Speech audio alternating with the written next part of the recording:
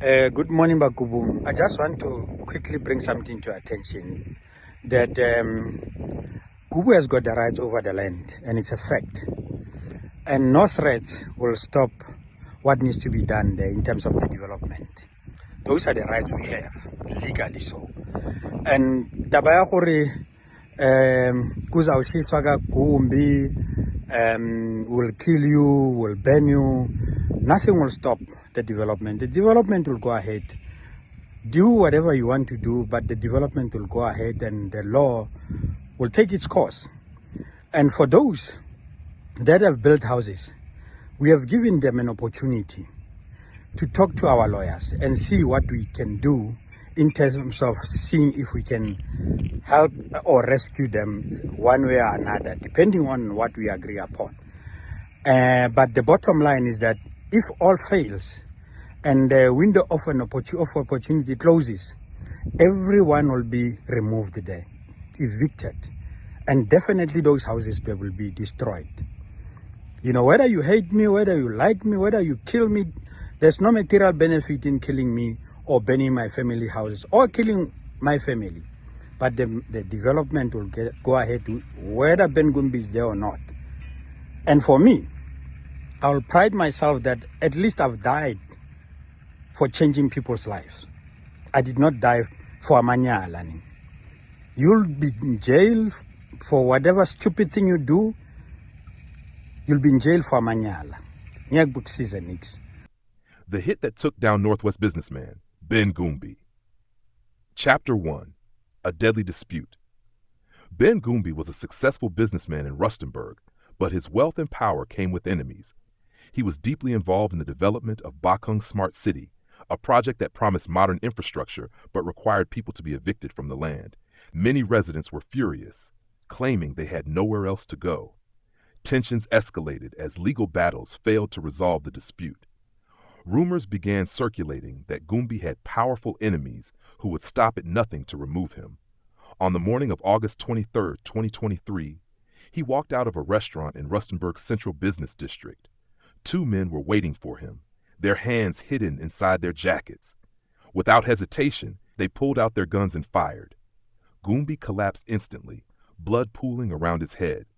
Bystanders screamed and scattered, afraid they might be next.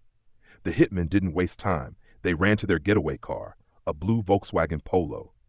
Within seconds, they sped away, leaving Gumbi lifeless on the pavement. Police and paramedics arrived quickly, but there was nothing they could do. The businessman who had once shaped Rustenburg's future was gone. The question remained, who ordered the hit? Chapter 2. The Getaway. As the news of Ben Gumbi's assassination spread, police launched a citywide search for the blue Volkswagen Polo. The car had vanished into the streets of Rustenburg, carrying the killers away. But less than an hour later, authorities made a chilling discovery. The vehicle was found abandoned at the corner of Helen Joseph and Lurie Streets. The engine was still warm, suggesting the killers had switched cars in a well-planned escape. CCTV footage showed two men stepping out of the Polo and walking toward another vehicle parked nearby. The police had a lead, but the assassins were already gone. Officers checked the Polo's registration and quickly realized it was using fake plates. The murder had been carefully orchestrated, leaving almost no trace.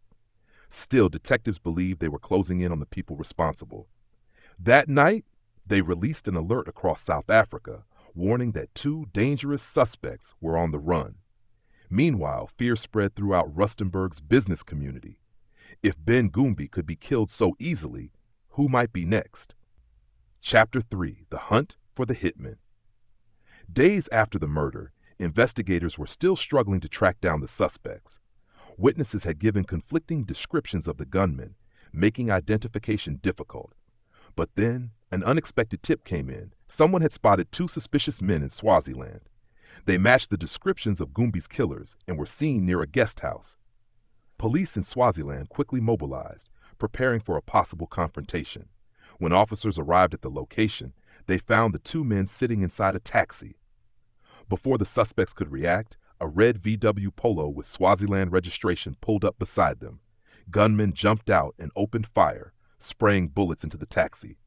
It was over in seconds. By the time police reached the scene, The two fugitives were dead. The execution-style killings raised more questions than answers. Who had silenced them? And was the mastermind behind Goombi's murder still out there, watching? Chapter 4: A Murderous Web Unraveled. With the two hitmen dead, investigators had lost a key link in the case. But forensic teams were still analyzing the abandoned Volkswagen Polo. Fingerprints recovered from the car led them to a man named Sibongazini Ngubane. When police arrested him, he seemed nervous, but insisted he was just a driver. He admitted to transporting people from Johannesburg to Rustenburg on the day of the murder. However, he claimed he didn't know he was driving killers. Detectives weren't convinced. They pushed him for details, hoping to uncover the truth. Eventually, Ngubane broke down and made a shocking admission. He revealed that he had been paid to transport the hitmen, but denied knowing they were going to kill anyone. His confession gave police their first real breakthrough, but if Ngubane wasn't the mastermind, then who was? Chapter 5: Blood Money. In court, Sibongiseni Ngubane told a chilling story. He said he was a boat driver in Johannesburg, used to making small trips for passengers, but on that fateful day he received an unusual request. A man named Sibia asked him to drive some people to Rustenburg. Ngubane agreed, thinking it was just another job. However, when he met the passengers, they told him to leave his car behind. Instead, they handed him a blue VW Polo and instructed him to drive. Something about the situation felt off, but Ngubane didn't ask questions. He completed the journey and left the car in Rustenburg as instructed. The next day, he called Sibia to ask for payment. When they met, Sibia handed him an envelope. Inside was 15,000 rands, far more than any trip he had ever made. Ngubane claimed he was shocked but took the money anyway. He had unknowingly played a role in a murder that had shaken Rustenburg. Chapter 6: The Pieces Come Together. As the investigation continued, police discovered that the blue VW Polo had been stolen. Not only that, but it had been fitted with fake registration plates. The operation was clearly professional, designed to leave behind no evidence. Prosecutors argued that Ngubane knew more than he was admitting. How could he not question why he was switching cars? And why didn't he report the payment afterward? In court, Ngubane struggled to defend himself. He insisted that he was just a driver and had no idea what was going to happen. But the prosecution painted a different picture, one of a man who turned a blind eye for easy money. The case was becoming more complex, and many believed that the real mastermind had yet to be exposed.